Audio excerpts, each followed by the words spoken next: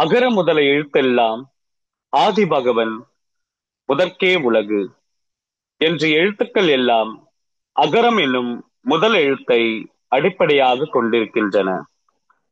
அதுபோல உலகம் கடவுளை அடிப்படையாக கொண்டிருக்கிறது. எழுத்துக்கள் எல்லாம் அகரத்தில் தொடங்குகின்றன. அதுபோல உலகம் கடவுளில் தொடங்குகிறது என்று திருவள்ளுவர் தனது திருக்குறளில் எடுத்துரைக்கின்றார். ஆண்டவருடைய குரலை கேட்கவும் பிறருடைய குரலை கேட்கவும் செவித்திறனை நமக்களித்த ஆண்டவர் நமது குரலை கேட்காமல் இருப்பாரோ? அவரால் படைக்கப்பட்ட படைப்புகளை கண்டு மகிழ்ந்து வாழ பார்வை திறனை வழங்கிய இறைவன் நம்மை காண மறப்பாரா? இல்லை, அவர் எந்நேரமும் நம்மை காண்கின்றார், நமது குரலை கேட்கின்றார். அவரோடு நாம் உரையாடுவதற்கான நேரத்திற்காக காத்திருக்கின்றார். இத்தகைய இறைவனை நமது வாழ்வின் முதன்மையாக வைத்து செயல்பட அழைப்பு விடுக்கின்றது இத்தவ காலம். ஆண்டவரை எப்போதும் என் கண் முன்னே வைத்துள்ளேன். நீங்கள் உண்டாலும் குடித்தாலும் எதை செய்தாலும் எல்லாவற்றையும் கடவுளுடைய மாட்சிக்காகவே செய்யுங்கள் என கூறும் இறைவனின் கட்டளைக்கேற்ப வாழ அழைக்கின்றார். இறைமகன் இயேசு தன்னுடைய சீடர்களுக்கு சொன்ன பல அறிவுரைகளில் முதன்மையான ஒன்று உங்கள் நெறி சிறந்திருக்கட்டும் என்பதே. பரிசேயர்கள், மறைநூல் அறிஞர்கள், தலைமை குருக்கள் எல்லாருமே அக்காலத்தில் அவர்கள் பாரம்பரியமாக பின்பற்றி வந்த ஒரு வகையான நெறிமுறையை பின்பற்றினார்கள்.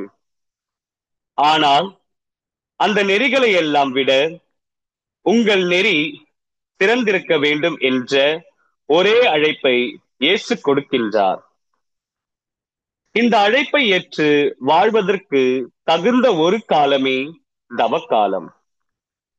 இறைவனை ஏன் நாம் முதன்மையாக ஏற்று வாழ வேண்டும் என்பதற்கு விவிலியத்தில் பல எடுத்துக்காட்டுகள் இருக்கின்றன. நானே உன் கடவுளாகிய ஆண்டவர், அடிமை வீடாக எகிப்து நாட்டினின்று உன்னை வெளியேற செய்தவர், என்னை தவிர வேறு தெய்வங்கள் உனக்கு இருத்தலாகாது.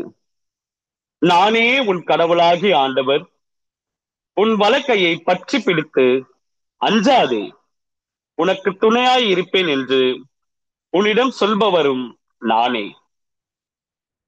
ஆண்டவரை மகிழ்ச்சியுடன் வழிபடுங்கள். ஆண்டவரே கடவுள் என்று உணருங்கள். அவரே நம்மை படைத்தவர், நாம் அவர் மக்கள்.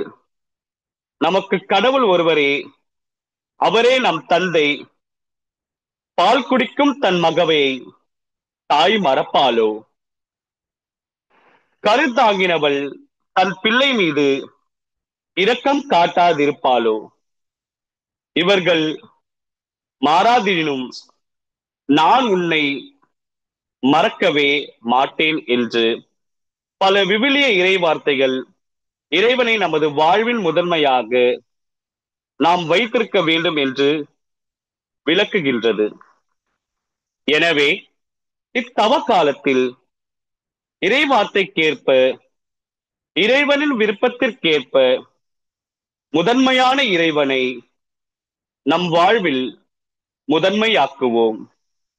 இறையோடு இறை அருளுக்காய் காத்திருப்போம்.